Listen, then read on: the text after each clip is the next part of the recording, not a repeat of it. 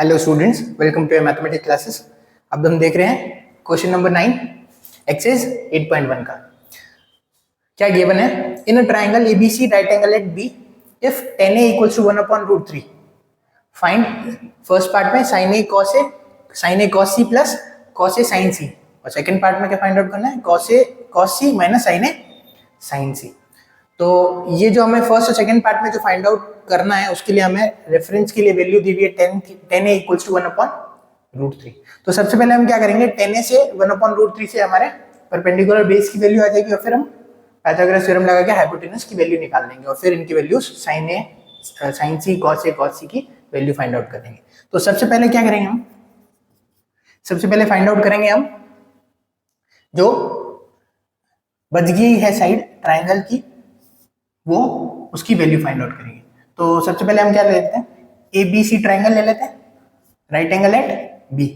B पे right angle मान लेते हैं, और एंगल सब में एक बार ए पे और एक बार सी पे लेना है, ठीक है। तो सबसे पहले क्या करेंगे, एंगल ए के रेफरेंस से हमारी सारी वैल्यूज फाइंड आउट कर लेंगे, साइन ए कॉस ए की, ठीक है। और फिर एंगल ऑफ रेफरेंस सी पे ले लेंगे, और जब सी पे लेंगे तो साइन सी और कॉस सी की वैल्यू आ जाएगी। तो सबसे पहले हम लोग क्या करते हैं, एंगल एट ए। जैसे एंगल एट ए लिया, एंगल के सामने वाली साइड क्या हो जाती है हमारी? परपेंडिकुलर, और 90 डिग्री के सामने वाली साइड क्या हो जाती है हमारी? हाइपोटेनस। जो साइड बच गई वो क्या आएगी? बेस। तो अगर ट्रायंगल में ए पे एंगल लिया है तो हमारा सी बी परपेंडिकुलर, बी ए बेस हो जाएगा, और सी ए हमारा हाइपोटेनस हो जाएगा। तो हम यूजिंग पाइथागोरस थ्योरम लगा के हम लोग साइड फाइंड आउट कर लेंगे। सबसे पहले हम देख लेते हैं हमको गिवन क्या था। tan a इक्वल्स टू 1/√3 हमें गिवन था। तो tan a equals to √3, tan a equals to क्या होता है? tan a रेशियो किसका है हमारे पास में? tan a रेशियो होता है परपेंडिकुलर और बेस का। तो हमें अगर एंगल a पे लिया है तो परपेंडिकुलर 1 है और बेस √3 है, तो बेस की वैल्यू कितनी है? √3, और परपेंडिकुलर की वैल्यू कितनी है हमारी? 1। हम क्या निकाल सकते हैं? हाइपोटेनस निकाल सकते हैं। तो using Pythagoras theorem,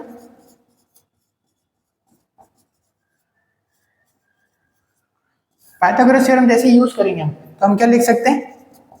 C A square equals to B A square plus C B square, hypotenuse square equals to base square plus perpendicular square. तो सी ए स्क्वायर की वैल्यू कितनी आ जाएगी? बी ए की वैल्यू है हमारे पास में √3 का स्क्वायर, सी बी मीन्स 1, तो 1 का स्क्वायर। √3 का स्क्वायर कितना हो गया? 3, 1 का स्क्वायर 1, तो C A square equals to 4। तो सी ए की वैल्यू कितनी आ गई? 4 √4 विच इज 2 यूनिट्स। तो हमारी कितनी वैल्यू आ रही है इसकी? सी ए की वैल्यू कितनी आ रही है हमारी? 2 यूनिट्स, ठीक है।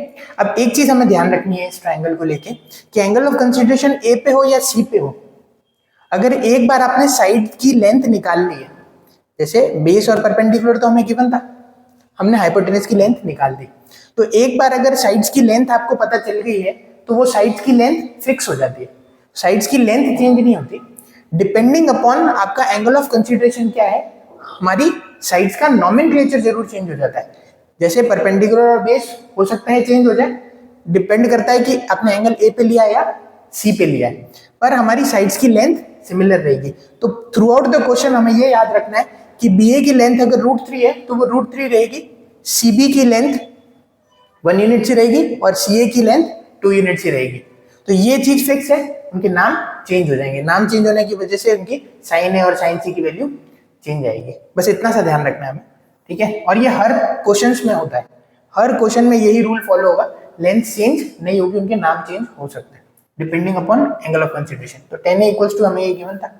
तो अब हम क्या निकाल सकते हैं यहाँ पे, जैसे एंगल ए पता है हमें, तो हम क्या निकाल सकते हैं? साइन ए की वैल्यू निकाल सकते हैं और कॉस ए की वैल्यू निकाल सकते हैं। तो साइन ए की वैल्यू क्या होती है? Perpendicular upon hypotenuse. इस सिनेरियो को लेके परपेंडिकुलर कितना है हमारा? 1 यूनिट, और हाइपोटेनस कितना है हमारा? 2 यूनिट्स, ठीक है। तो 1/2 हमारी साइन ए की वैल्यू आ गई। अब हम क्या निकाल सकते हैं? कॉस ऑफ ए की वैल्यू भी निकाल सकते हैं, क्योंकि एंगल तो ए पे है अभी, सी पे लेंगे तो साइन सी और कॉस सी निकल जाएगा। ये आ जाएगा हमारे पास में बेस अपॉन हाइपोटेनस। बेस कितना है हमारा? √3 और हाइपोटेनस कितना है 2 यूनिट्स। ये आ गई हमारी इक्वेशन 2। तो इक्वेशन 1 और 2 वैल्यू दे रही है साइन ए और कॉस ए की, जिसकी हमें रिक्वायरमेंट होगी फर्स्ट और सेकंड दोनों पार्ट फाइंड आउट करने में। अब हम क्या करते हैं, एंगल एट ए पे ले लेते हैं, एंगल एट सी। अगर एंगल सी पे लिया हमने तो इसी ट्राइंगल को अगर मैं वापस ड्रॉ कर दूं, चलिए वापस ड्रॉ कर देते हैं इसको। तो ए यहाँ है, बी यहाँ है और सी यहाँ है। यहाँ 90 है, 90 के सामने वाली साइड हाइपोटेनस। अब हमें क्या पता है कि एंगल ए की जगह एंगल कहाँ लेना है, हमें ये हटा के यहाँ पे बनाना है। तो एंगल सी ले लिया, एंगल के सामने वाली साइड हमारी क्या हो जाएगी, परपेंडिकुलर। और जो साइड बच गई वो साइड क्या कहलाती है, बेस। तो जो साइड्स की लेंथ थी, मैंने पहले ही बताया था, साइड्स की लेंथ चेंज नहीं होगी। तो सी है हमारी 2 यूनिट्स थी तो अभी भी 2 यूनिट्स है, बी है हमारी √3 थी तो अभी भी √3 यूनिट्स है, और सी भी हमारा 1 यूनिट था तो अभी भी 1 यूनिट है। अब इस ट्राइंगल की हेल्प से हम क्या कर सकते हैं, कॉस सी साइन सी दोनों की वैल्यू फाइंड आउट कर सकते हैं। तो अगर मैं यहाँ पे इस ट्राइंगल को यूज करूँ, ये वाला ट्राइंगल यूज करूँ, तो हमारी सबसे पहले साइन सी की जो वैल्यू है वो कितनी आ जाएगी, साइन सी की वैल्यू क्या होगी, परपेंडिकुलर अपॉन हाइपोटेनस। इस सिनेरियो में परपेंडिकुलर कितना है √3 और हाइपोटेनस कितना है 2, तो √3 अपॉन 2 साइन सी की वैल्यू आई है। ये हो गई हमारी इक्वेशन नंबर 3। अब हमें चाहिए कॉस सी की वैल्यू, ये होती है बेस अपॉन हाइपोटेनस। तो बेस अपॉन हाइपोटेनस की वैल्यू अगर निकालनी है मुझे तो वो कितनी हो जाएगी, बेस कितना है इस ट्राइंगल के अंदर 1 और हाइपोटेनस की वैल्यू 2। तो ये हो गई हमारी इक्वेशन नंबर 3 और 4 वैल्यू दे रही है साइन सी और कॉस सी की। अब हम क्या करते हैं, हमारा जो फर्स्ट पार्ट में क्या था, sign A cos C, cos A sign सी, इनका सम निकालना है। Sign A cos C plus cos A sign सी। तो ये चीज ध्यान रखनी है, साइन ए कॉस सी मल्टीप्लाई में है, cos A sign C multiply में, और दोनों ये जो दोनों टर्म है ये प्लस से ज्वाइन है। अब वैल्यूज रख देते हैं फ्रॉम इक्वेशन 1 and 2, 1 2 3 4 ऑल सबका यूज हो जाएगा। तो साइन ए की वैल्यू हम लेंगे इक्वेशन नंबर 1 से, कितनी वैल्यू है 1/2। कॉस सी की वैल्यू कितनी आ रही है हमारे पास में 1/2 प्लस कॉस ए की वैल्यू कितनी आ रही है √3/2, और साइन सी की जो वैल्यू है वो कितनी है √3/2।